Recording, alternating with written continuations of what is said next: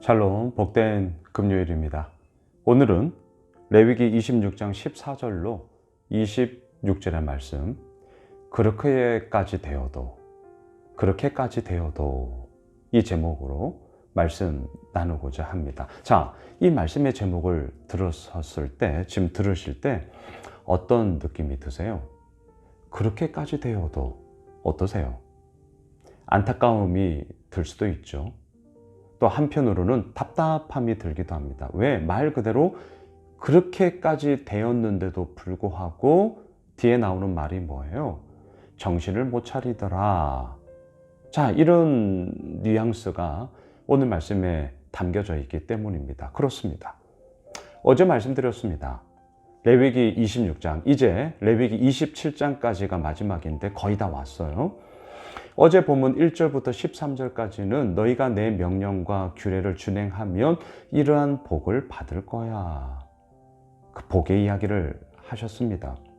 멍에의 빗장을 부수시고 우리로 하여금 곧장 서서 바르게 가게 하시는 하나님, 그 하나님을 신실히 믿으며 따를 때에 우리에게 주어지는 하나님의 놀라운 은혜의 선물들이 있음을 우리는 보았습니다. 하지만 오늘 본문부터 26장 마지막까지는 불순종했을 때에 하나님의 그러한 엄중한 징계와 책망의 이야기가 이제 훨씬 더 많이 나오고 있습니다. 구도를 잘 보세요. 축복보다는 심판과 징계의 이야기, 순종했을 때보다는 불순종했을 때 이루어지는 그러한 하나님의 어미하심의 이야기가 훨씬 더 많습니다. 왜 이런 것일까요? 하나님이 잘못돼서입니까? 아니요. 그 말씀을 받고 있는 우리의 모습 가운데 쉽게 말해서 좋게 얘기할 때 잘 안 듣더라는 거예요.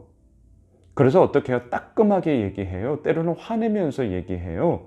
때로는 썰렁한 분위기 막 이렇게 다그치면서 얘기할 때도 있어요. 왜 그렇습니까?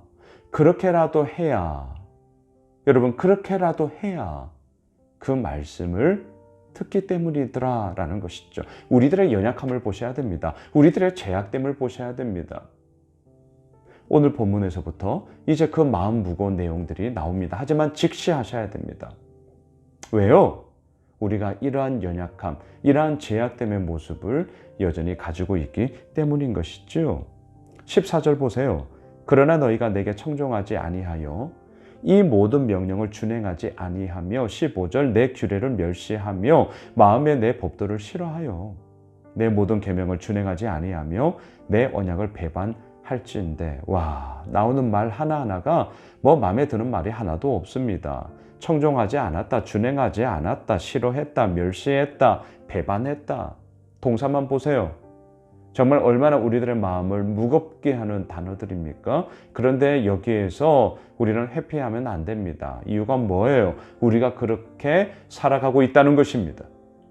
우리의 삶 가운데 이러한 모습이 여전히 있다라는 것입니다. 그래서 하나님은 이 말씀을 통해 우리들의 그런 죄악됨과 연약함을 직시하게 하십니다. 피하지 말라는 거예요. 그리고 그 가운데 나의 잘못이 있다면 회개하고요. 다시금 그 말씀에 귀 기울이는 청종함으로 따라가야 한다. 이것을 우리가 함께 나누고 있는 것이죠. 어제 새벽에 이 찬송을 했어요. 한 걸음 한 걸음 주 예수와 함께 날마다 날마다 우리 걸어가리. 그렇습니다. 두 걸음도 아니에요. 세 걸음요? 아니요. 한 걸음입니다. 그냥 한 걸음 한 걸음 우리들에게 주어진 이 한 날 한 날에 우리의 모든 삶을 다하며 그렇게 주님 앞에 온전히 서고자 몸부림치며 가면 되는 거예요. 날마다예요. 근데 우리는 자꾸 한 방으로 모든 것을 다 끝내버리려고 하는 그런 우리들의 어리석음이 있단 말이죠. 신앙은 뭐예요? 단순, 반복, 지속이라니까요. 단순하다는 것은 뭡니까? 그만큼 명백한 진리가 우리 가운데 있을 때에 아주 선명함이죠. 선명함. 복잡하면 뭐예요? 이것도 좋고 저것도 좋고 기웃기웃 거리게 되는 거죠. 그러면 못합니다. 선명해야 돼요. 그 분명한 진리가 있을 때 우리들은 단순함으로 나아갈 수 있고 이것을 반복하며 갈 수 있죠. 반복하다 보면 뭐예요? 지겹죠. 이 악순환의 고리를 끊으면서 지속하게 갈 때에 우리들의 삶의 변화, 하나님과의 더욱더 친밀함, 그 가운데서 이루어 나가시는 하나님의 놀라운 생명의 역사를 우리는 맛보아 알게 되는 것이죠. 자, 이처럼 하나님께서는 이렇게 준행하지 아니하는 자들에게 엄중한 심판을 말씀하세요. 18절을 보십시오. 또 만일 너희가 그렇게까지 되어도, 오늘 말씀의 제목이죠. 내게 청종하지 아니하면 너희의 죄로 말미암아 내가 너희를 7배나 더 징벌하리라. 자, 이렇게 말씀하시는 하나님의 마음을 우리가 놓치면 안 됩니다. 왜 이렇게까지 말씀하시는 것입니까? 너희들이 내 말에 청종하라는 거예요. 따르라는 거예요. 지키라는 거예요. 그러면 너희들 산다는 거예요. 지금 이 얘기를 하고자 하는 것이죠. 그런데 얼마나 듣지 않으면, 얼마나 지멋대로 살려고 하면 하나님께서 이렇게까지 말씀하셔서 다시금 경각심을 일으키며 바른 길을 가게 하고자 하시겠느냐라는 것입니다. 오늘 말씀의 제목, 그렇게까지 되어도. 자, 이 하나님의 안타까움, 하나님의 답답함, 하지만 그 가운데서도 멈출 수 없음, 다시금 경각심을 일으켜서라도 일깨우고자 하심, 마음이 보이시죠? 마음이 보이셔야 됩니다.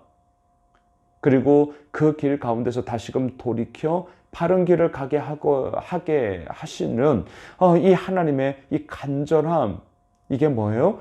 그렇게까지 되어도, 이 말이란 말입니다. 그렇게까지 되어도. 자, 그런데 그렇게까지 되었음에도 불구하고 청종하지 않아요. 계속해서 한번 보시겠습니까? 23절을 보십시오. 이런 일을 당하여도 너희가 내게로 돌아오지 아니하고 내게 대항할진대. 이런 일이란 무엇입니까? 7배나 더한 하나님의 엄중한 심판과 징계를 받는 거예요. 삶의 피폐함이 이루어지는 거예요. 무너짐이 일어나는 거예요. 피눈물 흘리는 거예요. 이런 일을 당하여도 너희가 내게로 돌아오지 아니하고 내게 대항할진대. 우리의 삶 어떻습니까? 우리의 일터 어떻습니까? 우리의 가정 어떠세요? 그리고 내가 하나님 앞에 서 있을 때 나의 마음은 어떠십니까? 말씀을 정리하겠습니다. 오늘 이 두 키워드를 기억하면 좋겠습니다. 첫 번째, 그렇게까지 되어도. 오늘 본문 18절에 나오는 것이죠. 그렇게까지 되어도.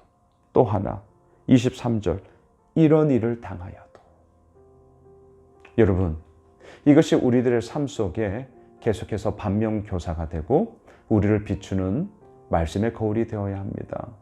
그렇게까지 되어도, 이 지경까지 가면 안 됩니다. 이런 일을 당하여도 우리 여기서 어리석음으로 빠지면 안 됩니다. 이런 일을 당하셨습니까? 돌이키셔야 됩니다. 그렇게까지 되었다고요? 돌이키셔야 됩니다. 하나님의 말씀 앞에 우리 온전하게 서야 합니다. 그리고 그 가운데 하나님의 이끄심이 어디에 있는지를 봐야 합니다. 사랑하는 예수 오미실 가족 여러분, 우리가 함께 공동체를 이루어 주의 말씀 앞에 서며 그 하나님을 예배하며 달려가고자 하는 것은 바로 하나님의 말씀을 따라 나아갈 때에 멍에 빗장을 부수시고 우리로 하여금 곧장 서서 바른 길로 가게 하시는 그 하나님 아버지의 인도하심을 맛보아 알기 때문인 것입니다. 오늘 우리 그 길 갑시다. 우리 함께 그 길을 갑시다. 그리고 그 가운데서 이루시는 하나님의 행하심을 우리가 함께 나눕시다. 그리할 때에 주께서 이루어 나가심이 얼마나 크고 놀라운지를 오늘 우리 금요일의 삶 속에 풍성하게 누리게 될 줄 믿습니다. 기도합시다. 주님, 그렇습니다. 하나님이 이루십니다. 하나님이 행하십니다. 하나님이 이끄십니다. 그렇게까지 되어도, 아니 우리 이 지경까지 갈 수 없습니다. 이런 일을 당하여도 돌이킵니다. 하나님 앞에 엎드립니다. 주님, 우리를 바른 길로 가게 하옵소서. 예수님의 이름으로 기도드리옵나이다. 아멘. 오늘 말씀 붙잡고 우리 가지고 있는 기도 제목과 또 우리 믿음의 교우들의 건강을 위해서, 우리 특별히 김남수 집사님의 회복을 위해서 계속해서 함께 기도하겠습니다.